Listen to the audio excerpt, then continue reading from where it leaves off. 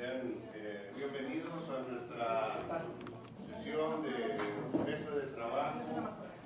Tenemos el gusto de que nos acompañe nuestro amigo Rogelio Rosales, que queremos escuchar su opinión, su programa que tiene en torno al grave problema del transporte urbano. Que en pocas palabras, yo creo que todos padecemos, hasta los que tienen carro, porque no están exentos de un accidente por un chofer que no está capacitado, con las malas condiciones físicas de la unidad. Y les damos la más cordial bienvenida a nuestros señores de prensa, señores de braceros, colonos, la verdad de Alfonso Reyes, Rogelio Bustos, un luchador profesional que nos acompaña, Celso Lugo, aquí, que en su organización Ciudadanos en Movimiento hacemos tareas en conjunto con el mismo objetivo. Vamos a escuchar lo que Únete Pueblo ha investigado a través de estudios minuciosos, académicos, asesorados por personal calificado como el doctor Manuel Siglos en Economía, ingenieros viales, y expondrán la situación del transporte urbano como han detectado, y luego le pediríamos a nuestro candidato que dé su punto de vista y lo que él tiene contemplado para remediar eso. Bienvenido, señor. Gracias. Bueno, empecemos con el tema. En el área metropolitana, candidato, hay 142 rutas, de las cuales 129 están revisadas, 9 no están revisadas, 2 no funcionan y 2 realmente no existen. La flotilla total son 5.300 rutas, de las cuales 5.300 camiones, 5.300 de flotilla. De las cuales uno suboperativo y otro nodales. Oscar. La condición general del transporte,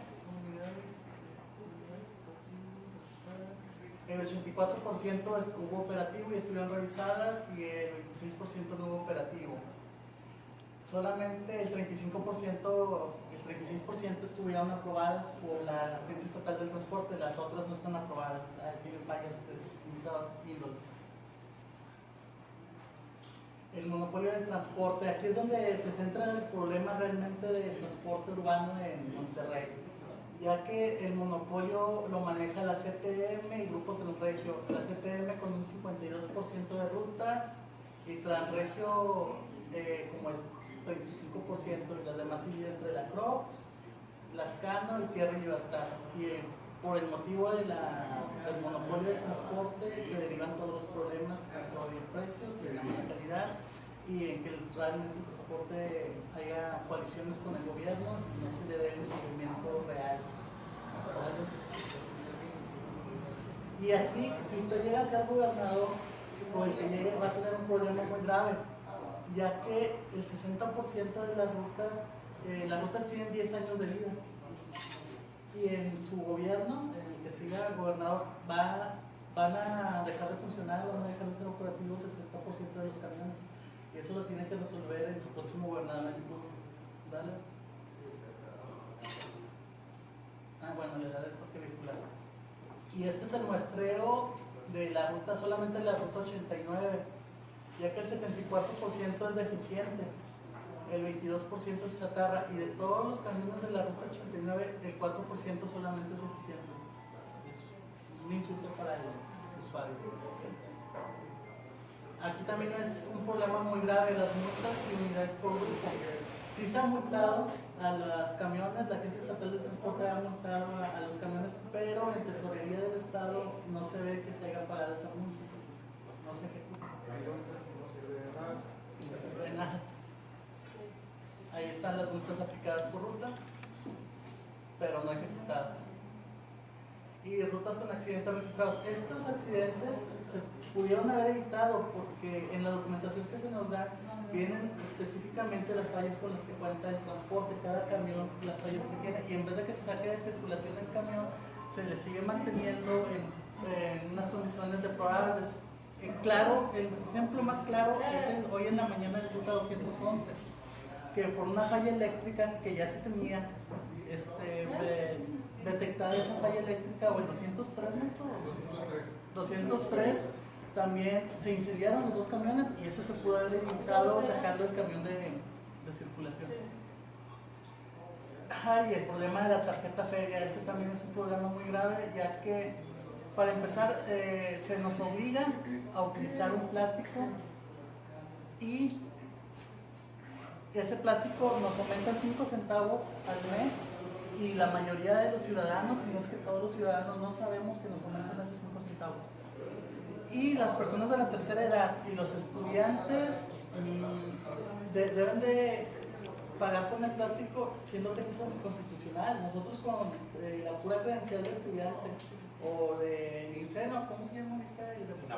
INAPAM, deberíamos de pagar medio boleto, y no es así, y eso es completamente anticonstitucional.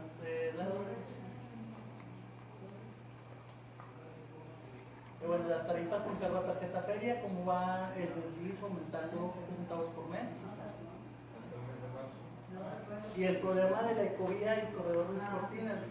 Realmente la ecovía sí es una buena idea, pero las rutas alimentadoras han creado un conflicto porque nos avientan todas las rutas en mal estado, todas las chatarras son alimentadoras. Ahora dicen que tenemos un descuento al utilizar la ruta alimentadora y la ecovía. No es cierto, de todas las rutas que existen, que creo que son 14, solamente 2 hacen el descuento. Y las paradas de la ecovía están mal planificadas porque donde hay un centro de clínicas donde personas de la tercera edad, enfermos y discapacitados tienen que bajarse, ahí están a 10, 15, 30, hasta 50 metros y es muy difícil el acceso para esas personas llegar a ciertos puntos específicos. Dale, Oscar. Y se viene un problema más grave porque ya se estableció la ecovía 2 y 3 en Constitución y Morón Espeto. Ya sabemos que en Constitución y Morón Espeto, en el huracán Alex, y antiguamente en el Gilberto, se cae esa vialidad. Y para poner la ecovía en ese corredor, no sé en qué estaba pensando el corredor, y el otro corredor es Juárez y Guerrero, que ahí no hay tanto problema, pero pues para hacer el cruce a Ruiz Cortines, pero realmente el corredor Constitución está mal planificado. Y aquí el problema más grave de todos, el Consejo Estatal de Transporte y Vialidad. El Consejo está formado por empresarios, dueños de ruta, presidentes municipales, y debería haber 3 ciudadanos, 3 usuarios, y realmente no existen. Desde la convocatoria que hizo Natividad González, no hay registro de que hayan 3 usuarios en el Consejo Estatal de Transporte.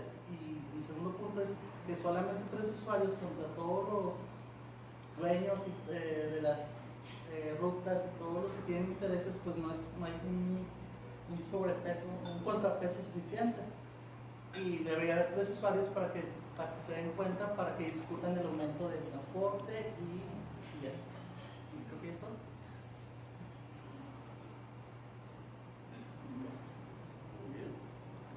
Nos toca hablar. Ya, Bueno,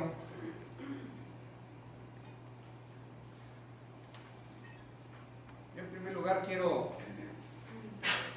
agradecerles a todos y cada uno de ustedes por la oportunidad que nos dan de platicar respecto de este tema tan importante que es para todo el estado de Nuevo León, principalmente, obviamente, a lo que corresponde al área metropolitana de Monterrey.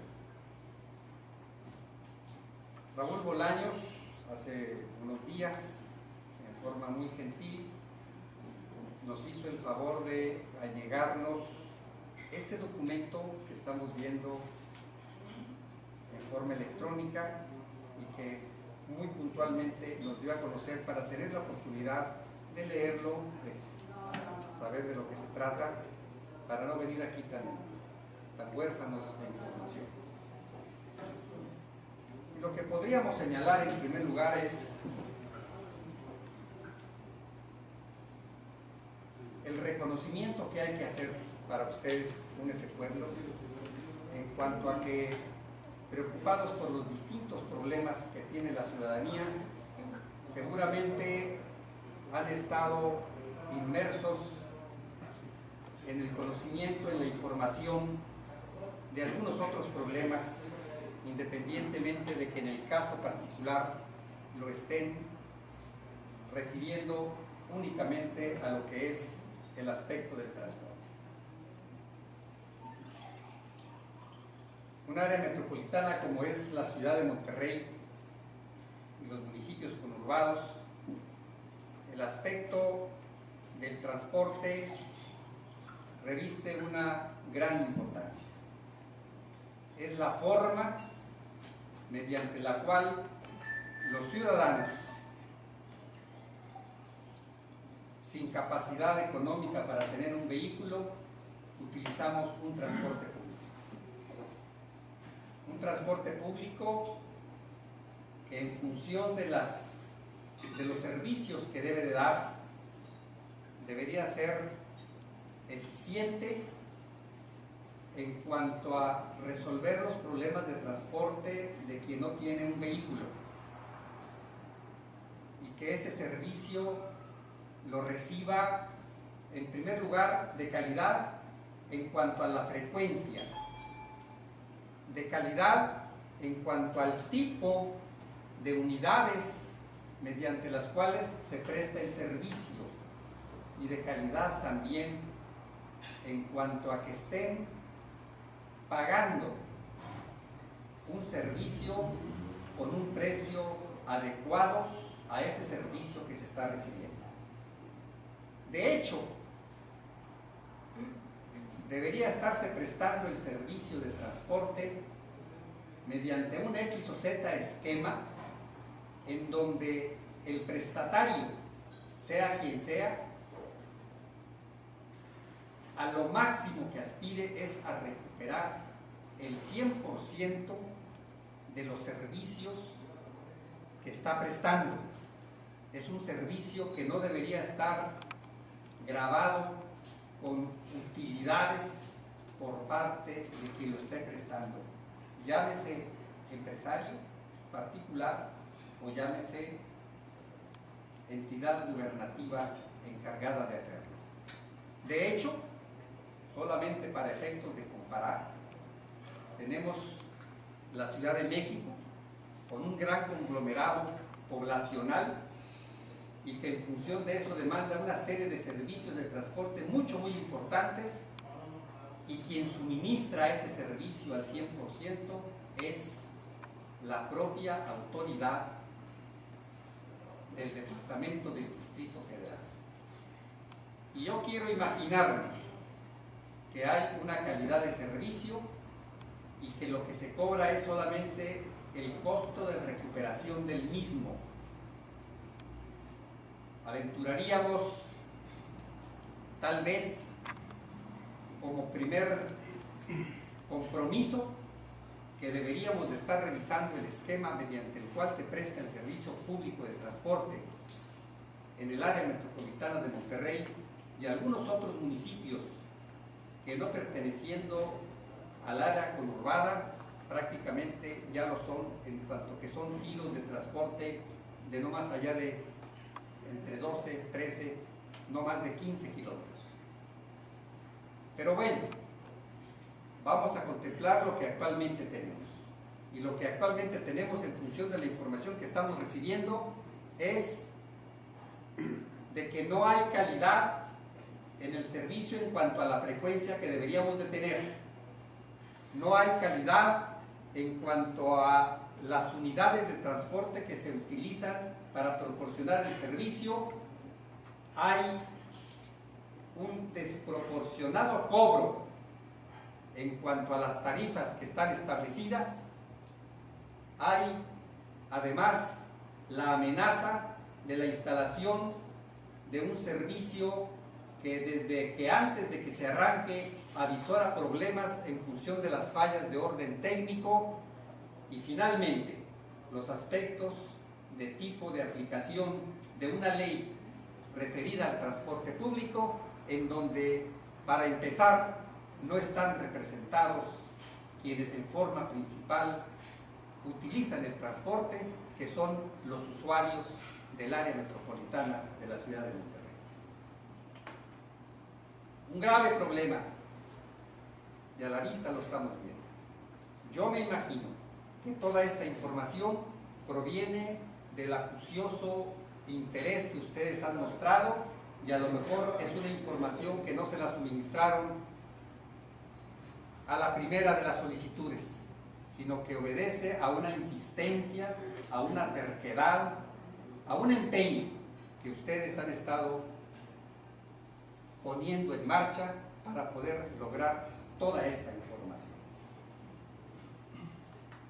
Habría que revisar, entre otras cosas, si continúa vigente o en alguna forma se abrogó aquello que en algún momento yo estoy seguro que existió y que debería de existir. Los sindicatos no son para que sean empresarios de nada. Los sindicatos son para defender los intereses de sus agremiados, en este caso los obreros, o en su momento a distintos gremios que pudieran ser también gremios de tipo patronal.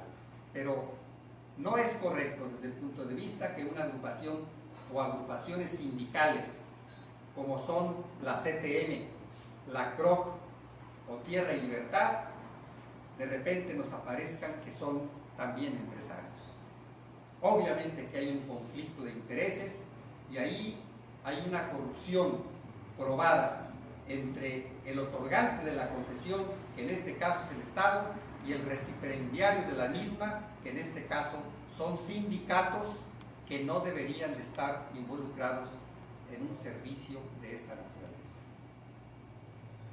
Hay muchas cosas por resolver, así como en muchos otros temas. También hay una deficiencia importante del gobierno del Estado estatal en cuanto a que permite toda serie de este tipo de cuestiones.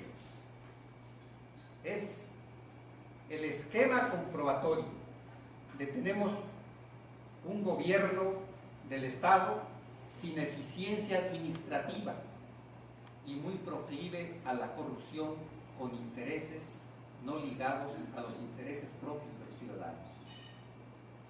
Uno de nuestros propósitos de contender en esta justa electoral del 2015 es representando a un partido político de nueva creación, sí, pero que tiene compromiso desde hace mucho tiempo atrás con los intereses reales y ciertos de la ciudadanía.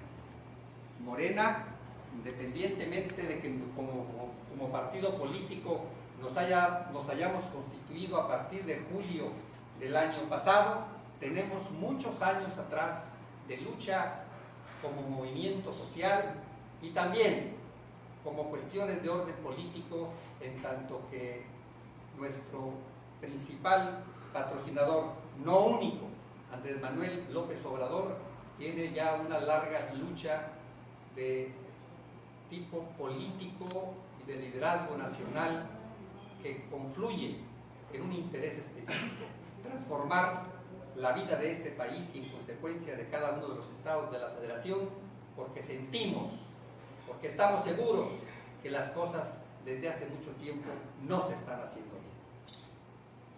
De forma indirecta, y para no salirnos mucho del tema, haríamos el apunte de que el país tiene 32 años que no crece en función de la errática política gubernamental y de la muy alta corrupción e impunidad que se da en todos los niveles. Pero volvamos al tema. El transporte público del Estado y del área metropolitana de Monterrey. Cuando hace unos días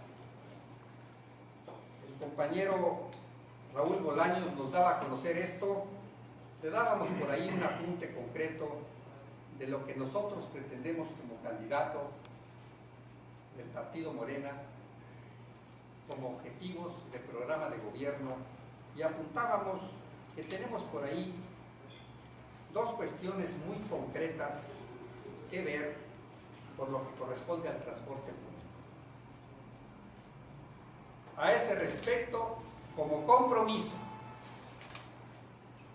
como objetivo nuestro de llegar al gobierno del Estado y comprendiendo la importancia del transporte público, hacemos un apunte en el número 21. Son 30 puntos concretos. Ninguno es más importante que otro. Todos son importantes independientemente del número por el cual estén clasificados. En el punto 21, textualmente, decimos lo siguiente: se revisará con todo detalle y a fondo los costos de producción que demanda el servicio de transporte público, con la idea de validar las actuales tarifas del mismo o, a virtud de su análisis y transparencia, se demuestre que es factible una reducción de las dichas tarifas, y en este último caso, el concesionario que no acepte la reducción a que haya lugar, se le hará cancelación de la misma. No sé si pudiéramos adicionar algo para dejar muy claro las intenciones nuestras respecto de este concepto. Obviamente que el aspecto tarifario del transporte ha tenido lo que ustedes señalan aquí. Está monopolizado por unos cuantos concesionarios que se ponen de acuerdo. Los minoritarios le dan apoyo en cuanto a que también los beneficia, y entonces tenemos en el transporte público tal vez una de las más altas tarifas para el transporte público en esta ciudad nuestra de Monterrey y su área metropolitana. Esto tenemos que revisar, y tenemos que revisar también por qué entidades que legalmente no deberían de estar participando porque hay conflicto de intereses, lo están haciendo. ¿Por qué la CTM, la CROC o hasta Tierra y Libertad realizan algo que en función de sus tareas y objetivos básicos está contrapicado?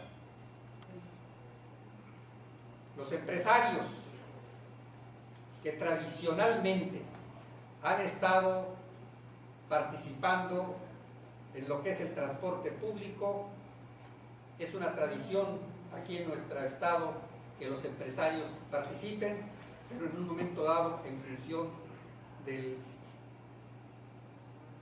servicio que prestan, debe de moderarse sus márgenes de utilidad. Y hablamos en un momento dado de que esos márgenes de utilidad les debe permitir el que siempre estén en condiciones de tener el número de unidades que requiera el servicio, para que no tengamos en los puntos de que el usuario haga uso del transporte, no tiene por qué estar minutos y minutos esperando, y que en un momento dado ese margen de utilidad también les permita la renovación constante de sus unidades, de manera tal que la calidad de las unidades prestatarias del servicio vaya acorde con la calidad que deben de brindar y debe estar esperando el usuario. Son unas cuantas palabras las que les he leído a este respecto, pero ahí engloba el núcleo, el concepto básico de que debe de revisarse a fondo toda esta cuestión. Obviamente, si tenemos una ley en donde establece la participación de representantes de usuarios, y al margen de la asistencia misma de ellos se han estado tomando una serie de decisiones, todas esas series de decisiones están en condiciones de ser nulas porque se tomaron al margen de la participación de quienes dieron a hacerlo. Ya es tradicional aquí en nuestra área que a fines de cada año, con el motivo X o con el motivo Z, hay revisión de tarifas y nunca es a la baja, invariablemente es a la alta, independientemente de que, como ustedes también lo señalan en función de los análisis, de los estudios que tienen, las tarifas que deberían de darse en forma no de privilegio, sino en función de circunstancia, no se cumple con ellas. Hay incluso, ustedes mismos lo van a conocer, la amenaza de que, teniendo una ecovía que todavía no justifica el éxito de su puesta en marcha, como es la ecovía número 1, ya nos amenazan con una 2 y una 3 inadecuadas desde el punto de vista técnico. Una de ellas, en forma concreta, nos habla de que estaría transitando por un lugar geográfico expuesto a colapsos meteorológicos, que ya está demostrado que sucede, y que además de ello es una ruta a la cual, para llegar, habría que trasladarse por una serie de puentes peatonales con recorridos muy largos, porque es una ruta que no va por los puntos en donde concurre el usuario normalmente. Nos dicen que esos estudios de la línea 2 y 3 la hizo gente muy capacitada desde orden punto técnico. No vemos a la vista la calidad de esa consultoría, porque sin ser técnicos se advierten errores muy garrafales. Lo que sí se advierte es que se pagó por esos estudios honorarios muy caros. Como apunte respecto del transporte público, en el punto 19 de estas propuestas, también literalmente les voy a dar cuenta de lo que aquí establecemos, porque también se relaciona con lo que es transporte público. Y a este respecto decimos lo siguiente: se desaprovechó en su momento, y es tiempo de corregir, el que el servicio de taxis estatal sea impartido por pequeños empresarios, operadores, propietarios de sus propios vehículos. Sí, está claro. Se desaprovechó el que en un momento dado, al dar las concesiones para taxis, en lugar de dárselos a operadores que fueran propietarios de su propio taxi, se les dio masivamente a empresarios.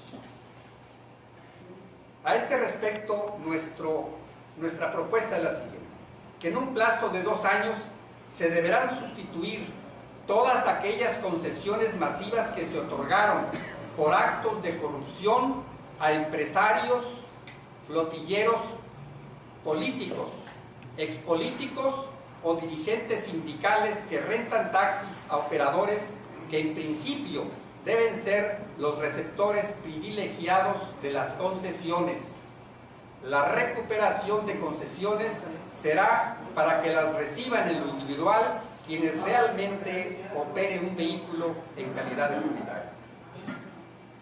Pudiéramos abundar o seguir hablando de esto, con lo cual nosotros en lo particular coincidimos, creo que en forma muy completa, con ustedes.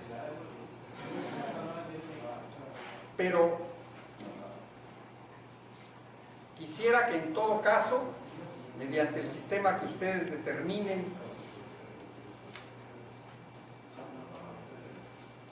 concluyamos esta reunión en donde nosotros tomemos el compromiso de que, independientemente de nuestras propuestas respecto de este tema, en esta cuestión global que estamos manejando, coincidamos con ustedes particularmente Particularmente, en adición a nuestras propias propuestas, que éstas sean enriquecidas con las propuestas concretas que ustedes a este respecto pudieran tener, sobre la base primaria de que no nos vamos a comprometer más allá de cosas que tengan factibilidad y que sean posibles. No les vamos a prometer el cielo y las estrellas. No les vamos a prometer, aunque ustedes nos lo solicitaran, de que vamos a tener transporte gratuito y demagogias de esa naturaleza. Con esta aclaración, estamos dispuestos a enriquecer nuestra propuesta con las que ustedes consideren factibles, que puedan ser enriquecedoras de las que a nuestra vez hemos concepcionado. Si le quieren preguntar al candidato, nomás levante la mano. Señor candidato, bueno, la pregunta es, bueno, usted como aspirante a la gobernatura, si el voto de ciudadanos lo favorece, ¿qué pasaría con la deuda pública que tiene el Estado y cómo se la resolvería? Ese es un tema muy importante porque pues llegaría al Estado y los diputados locales lo apoyarían en sus propuestas, porque ya ve que al estar dividido el Congreso, después se batalla mucho para poder solucionar los problemas que vivimos en el Estado. Pudiéramos improvisar una respuesta, pero no queremos hacerlo. Queremos remitirnos a lo que ya hemos concepcionado como respuesta a una pregunta de esa naturaleza. Y en este punto 2 hacemos nuestra siguiente propuesta. Haremos una revisión exhaustiva de los ejercicios gubernamentales 2009-2015 y 2003-2009, concretamente los gobiernos de José Natividad González Parás y de Rodrigo Medina de la Cruz, para que en todos los órdenes administrativos, presupuestales, ejercicio de la deuda pública, otorgamiento de contratos de toda índole, proveeduría de materiales y servicios y toda aquella actividad que nos dé claridad en cuanto a cómo se ejercieron los recursos del erario público, para dictaminar imparcial y objetivamente si los gobernantes y administradores de los periodos gubernamentales señalados cumplieron con eficiencia y honradez sus responsabilidades, o, faltando a las mismas, se realicen los reclamos o denuncias correspondientes en atención al tamaño de las faltas encontradas. En concreto, estamos hablando de que haremos una revisión exhaustiva de qué y por qué aumentó la deuda pública en las proporciones que actualmente existen, y estamos tomando el compromiso de que una situación de esa naturaleza le demos respuesta puntual en los primeros 180 días de administración gubernamental. Hay una enorme deuda. Necesitamos saber en qué términos se contrató, que posiblemente haya una gran corrupción en ese sentido. Y sobre todo, ¿qué se hizo con esos dineros?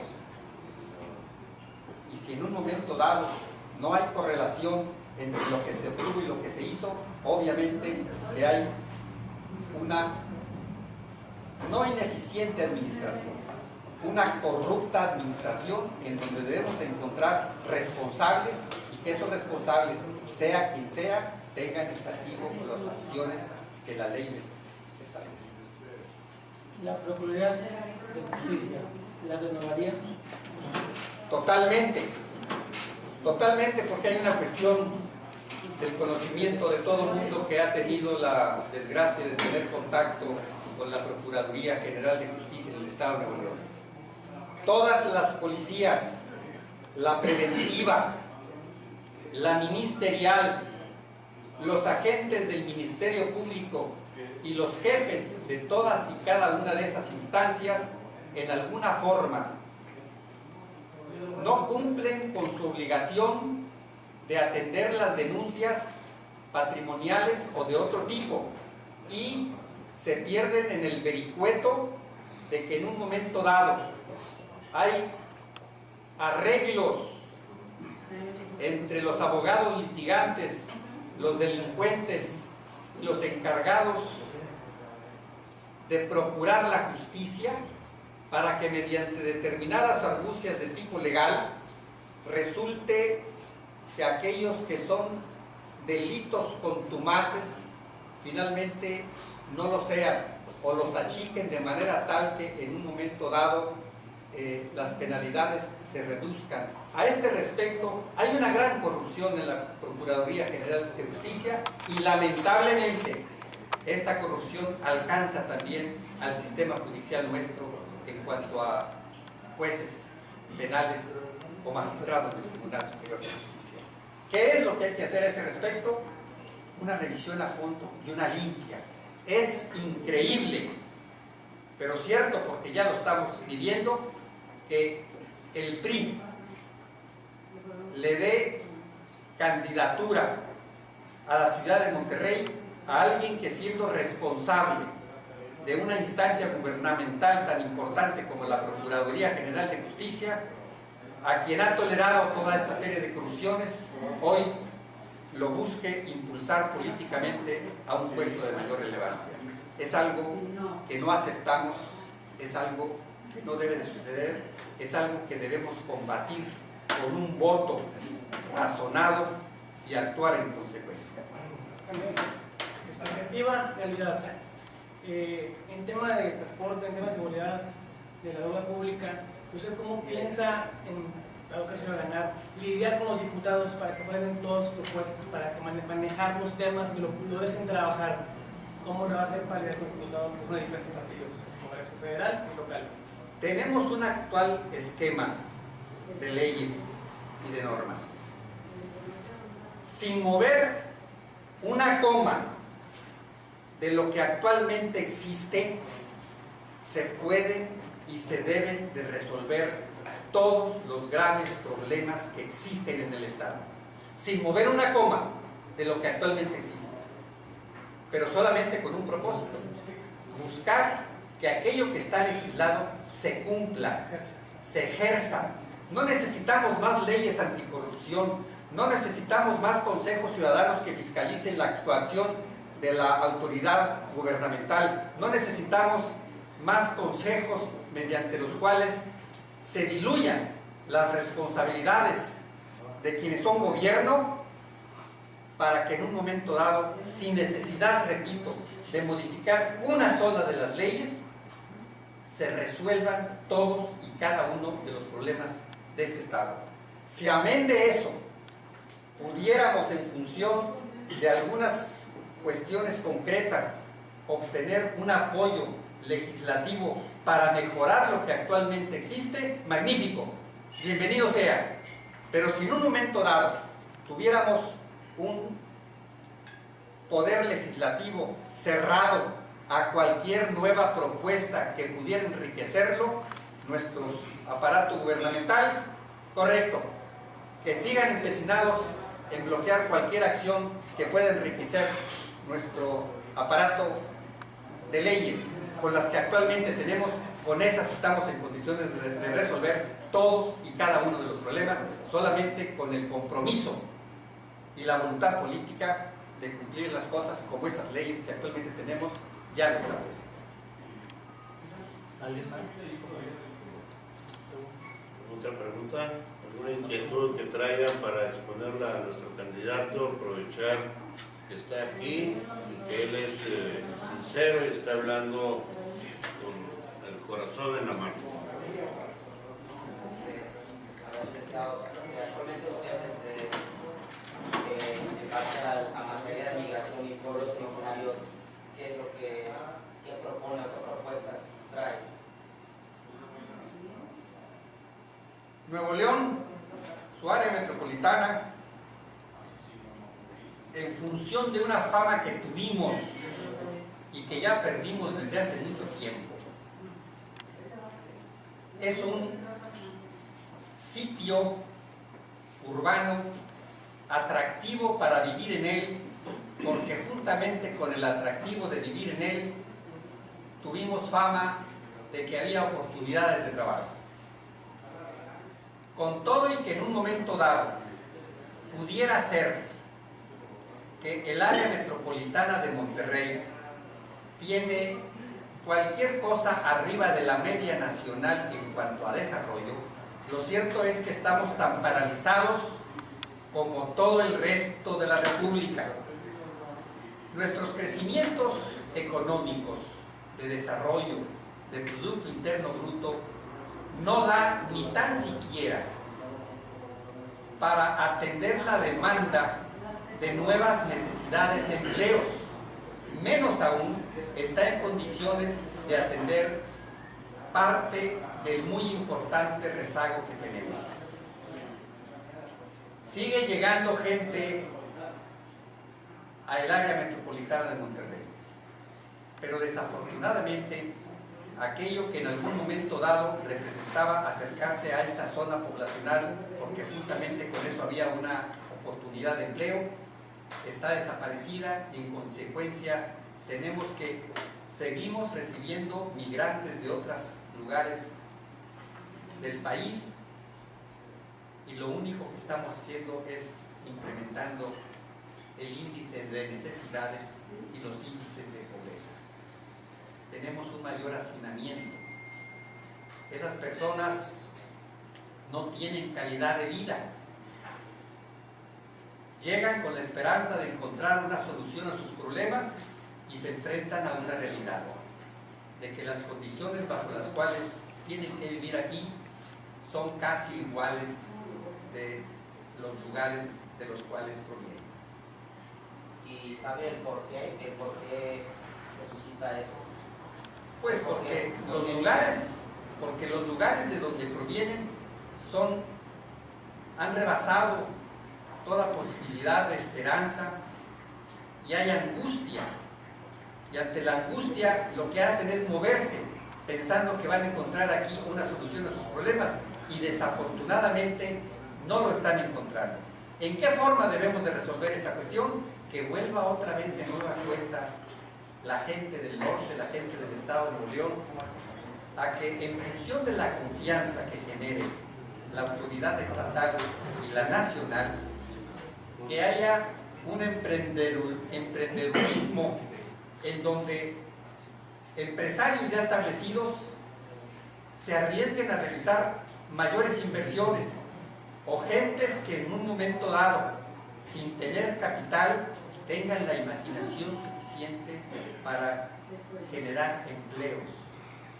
No vamos a poner trabas ni fronteras para que quien se quiera acercar a esta zona poblacional, hay que decirles que son bienvenidos, pero hay que también preocuparnos por esa ola de inmigrantes nacionales para estar en condiciones de también atenderlos.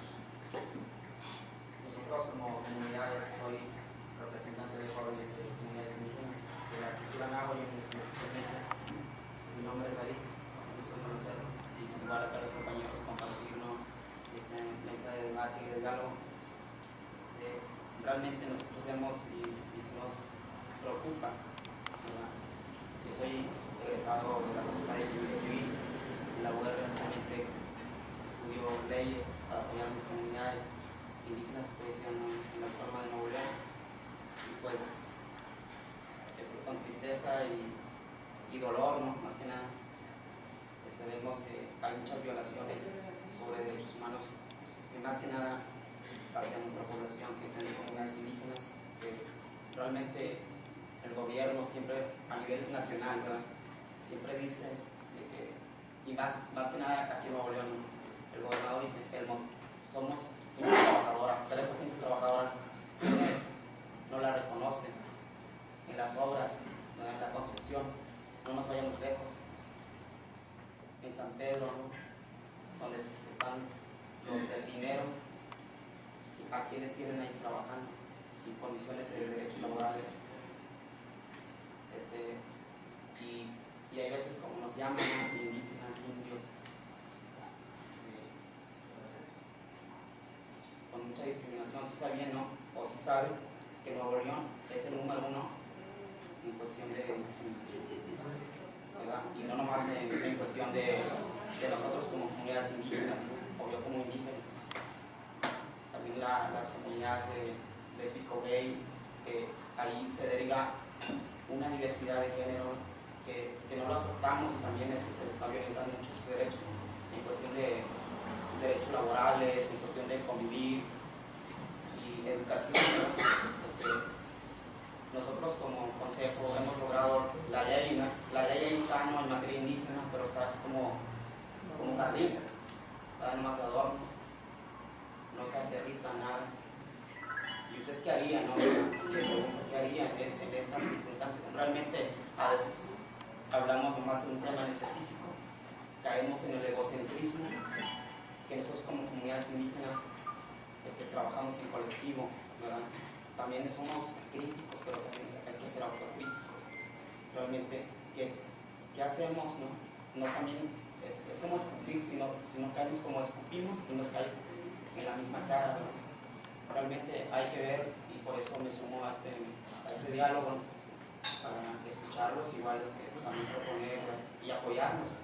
Y realmente hay veces que dicen que soy muy radical, pero porque yo desde chico siempre estuve ahí trabajando. Hace algunos meses platiqué largo y tendido con 2 abogados, y creo que la tercera persona era un maestro, que creo que pertenecen al consejo étnico de determinadas etnias de nuestro país. Que decir etnias hasta es una grosería. Así es. Para empezar. Pero estaba hablando con ellos como profesionistas y nos comentaban que pertenecen al consejo de pueblos originarios. Así es. Nos dijeron inclusive que te estaban trabajando por ahí en una oficina con una serie de carencias por ahí cercana a la Alameda. Siguen igual. Me imagino que siguen igual. Siguen igual. No tiene por qué haber discriminación de absolutamente cualquier persona mexicana del color que sea su piel, de su creencia ideológica, de su credo religioso. A final de cuentas, todos somos mexicanos, y en función de esa razón, todos debemos tener los mismos derechos, absolutamente los mismos derechos.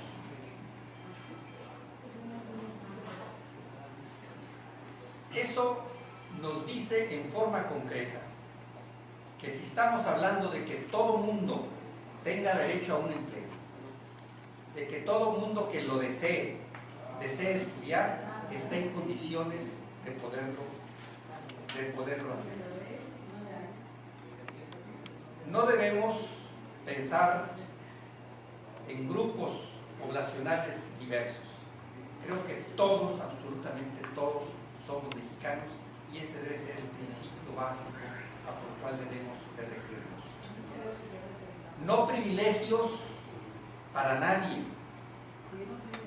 equidad absolutamente para todos, y aquel que en función de X o Z circunstancia necesite un apoyo especial, obviamente que como gobierno debemos de estar obligados a otorgarlo para el efecto de empatar las posibilidades de una oportunidad. En algo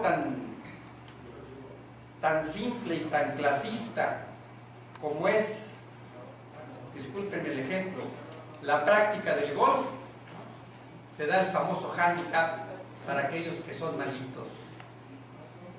No tenemos por qué pensar que alguien aquí sea malito, pero lo que sí debemos de pensar es que debemos de identificar aquel que en determinadas circunstancias se encuentra más desvalido frente a otro, a ese hombre, a esa mujer, a esa niña, a ese niño.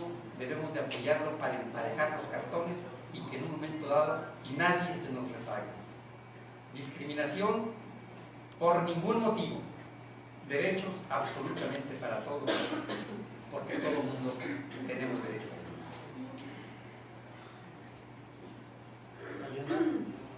Colegas de la prensa, estamos muy callados. Es que yo creo que ya están resueltos todos. A lo mejor para esta hora ya se cansaron de tanta declaración de los otros. Bueno, compañeros, no sé si hay alguna otra inquietud, otra pregunta, alguna propuesta para nuestro candidato.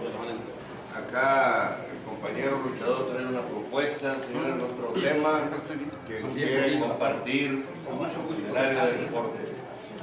Respecto a, yo te estaba comentando que era amigo Vicky, yo soy luchadora, ya tengo 31 años como profesional. Estaba comentándole, estaba explicándole si había manera de que nunca ha existido aquí en Nuevo York la casa del ex luchador. ¿Por qué? Porque pues, hemos visto compañeros que no tienen ni donde dormir, no tienen nada que comer, y es muy triste eso, ¿verdad? Yo le estaba proponiendo eso de una casa de luchadores. Somos un grupo como de 1000 luchadores. Estoy tan seguro que si se llevara a cabo eso, pues estamos apoyando a las personas que nos ven. En relación con programas de tipo social, también una de nuestras propuestas concretas en uno de estos 30 puntos es el siguiente: que todos los programas llamados oficiales se revisen para ver si está faltando alguno dentro del gran grupo de necesidades que tengamos como población. Por una parte, a lo mejor hay muchos, pero nos falta alguno. Hay que identificarlo y buscar promoverlo. Pero luego que identifiquemos una cuestión de esa naturaleza, que absolutamente todos los programas de tipo oficial se institucionalicen mediante una ley para el efecto de que en la aplicación de esos programas oficiales no haya discrecionalidad alguna, sino que haya obligatoriedad en función de que están contenidos en una ley. Ahora bien, no estamos enunciando en cuanto a programas sociales que vamos a mejorar esto, que vamos a mejorar lo otro. Nos vamos a la raíz del problema y en forma concreta nosotros proponemos lo siguiente: que nadie se vaya a la cama con hambre, que nadie padezca un dolor que médicamente sea atendible, que obviamente todo el mundo tenga un lugar honorable en donde dormir, y que en un momento dado, si para cumplir con estas cuestiones, obviamente adicional, estamos buscando que todo aquel que quiere estudiar, estudie, y que en un momento dado, si alguien está buscando trabajo, no pasen más allá de 60 días sin trabajo para que de una u otra forma pueda ser atendido. Esto no nos dice cuántas necesidades de hospitales necesitamos, o cuántas escuelas, o cuántos comedores, o qué es lo que hay que hacer al respecto para que cada uno de esos conceptos se materialicen. Habrá que hacer todos los hospitales que sean necesarios, todos los comedores que sean necesarios, todo lo que sea necesario para equiparar esta serie de conceptos que estamos mencionando. Demagogia pudieran pensar algunos. No, es perfectamente factible. ¿Por qué? Porque hay presupuesto. Lo que pasa es que parte importante de ese presupuesto a plata limpia se lo roban descaradamente, y lo hacen porque es muy fácil cometer delitos en cualquier nivel de la administración pública, porque cometer esa serie de delitos no tiene consecuencia. La impunidad es algo que debe de abatirse a cero. Obviamente, una cuestión de esa naturaleza debe de estar contemplado grupo de conceptos que estamos mencionando, compañero. El nombre de Rogelio Bustos, se escuchó toda su vida como mongol chino. He estado en Japón, poniendo en alto el nombre de Monterrey en el área de la lucha libre. Rogelio, ¿Cómo se llama? tocayo además.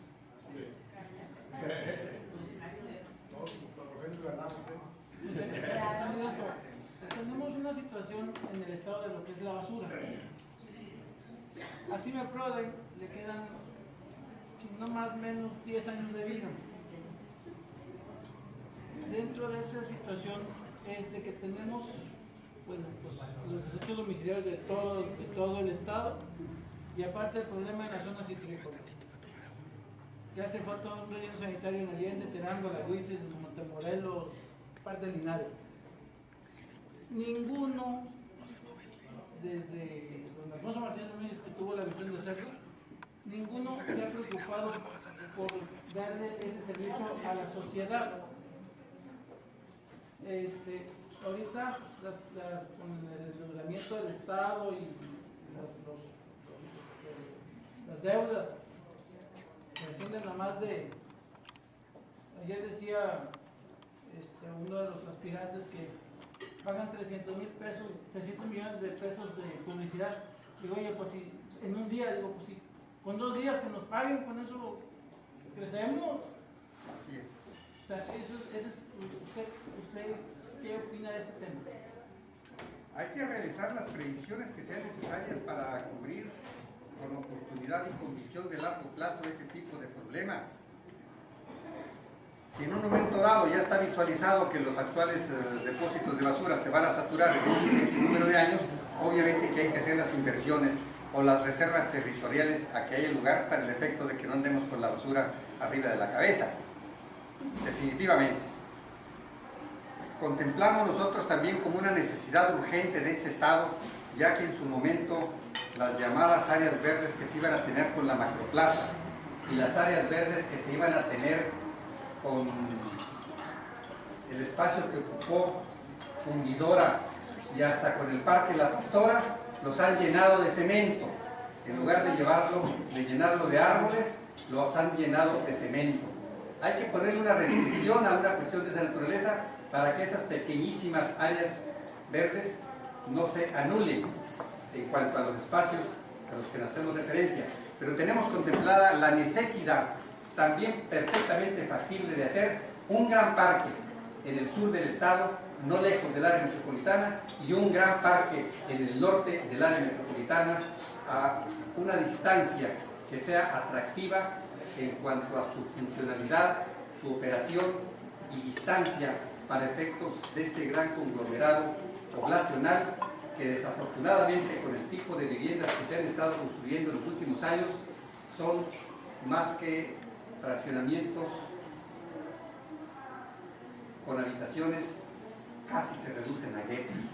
La gente necesita un lugar en donde haya árboles, en donde de perdido los fines de semana esté en condiciones de llevar a sus niños a correr, porque a veces las banquetas y los arroyos de las calles no tienen la oportunidad de ser instancias para que los niños jueguen. Hay un proyecto oscuro allá en la zona de Santiago Allende de crear un centro de opio de separación de basura. Pero el riesgo es que van a contaminar los mantos freáticos. Habrá que revisar una situación de esta naturaleza, como es revisable en función de su oscuridad el proyecto de Monterrey 6, como es revisable esto que ustedes nos apuntaron como proyectos de la Ecovía 2 y 3. Hay una serie de cuestiones que deben de ventilarse a la luz pública para que en un momento dado las decisiones estén tomadas en función de los intereses de la ciudadanía, no en función de particularidades. Se le hace un trozo, se le segmenta a la Pastora 40 o 43 hectáreas para efectos comerciales, de vender cerveza, de establecer locales comerciales, de complicar la vialidad tremendamente a partir de que empiece a trabajar ahí, porque no están resueltas las vialidades en las condiciones que prometieron hacer. Esta, la raíz de ese gran robo a esa área natural, se la debemos a la compañera Ivonne Álvarez, que le torcieron las manos los grandes intereses económicos de esta ciudad, que desafortunadamente muchas veces no comulgan con los intereses generales de la ciudadanía. Bueno, el tema del transporte está moribundo en el Estado. Ahorita los señores de aquí, Únete Pueblo, nos dieron una clase informativa de la situación en que se encuentra el servicio de transporte y apuntábamos de parte nuestra que tenemos contemplado, y obviamente que es una materia que tenemos que atender en forma urgente y prioritaria, pues porque representa la movilidad del ciudadano, pues para ir a su trabajo, para ir a la escuela.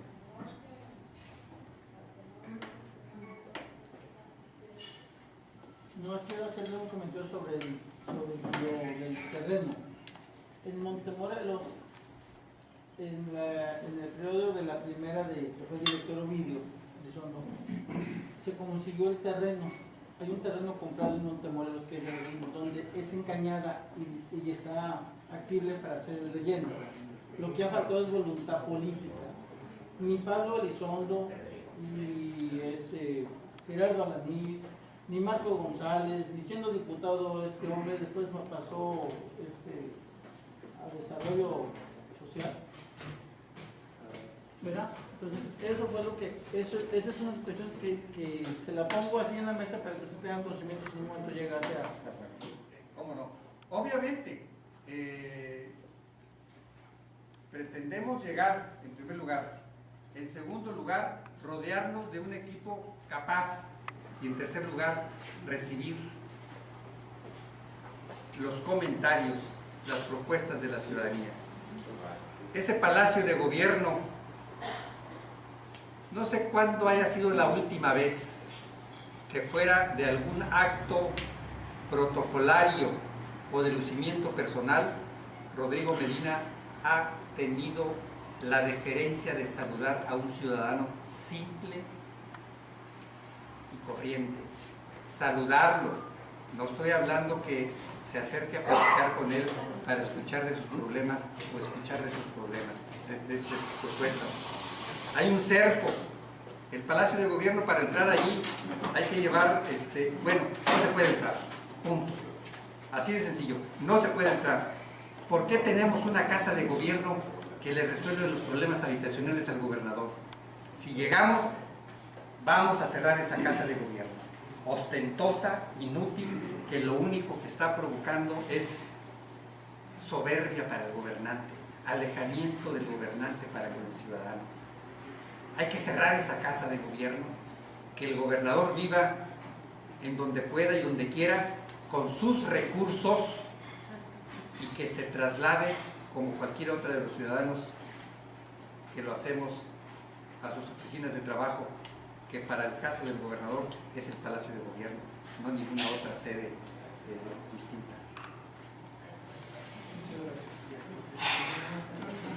Pues si no hay otro comentario más, agradecemos mucho su presencia, señor candidato Rogelio. Años de conocernos, de trabajar juntos por la construcción de la democracia y la justicia, y agradecemos la presencia de ustedes como siempre. Y este es un foro abierto, inviten gente, comuniquen con los vecinos, todo eso para que se enriquezcan las plataformas de los candidatos. En este caso hay gran disponibilidad del ingeniero Rogelio, que no hemos detectado en otras ofertas, y esperamos que de una manera u otra eso se ayude realmente a cambiar la situación, no como eslogan de campaña, no como eso, sino como planes concretos y datos bien específicos para aplicarlos.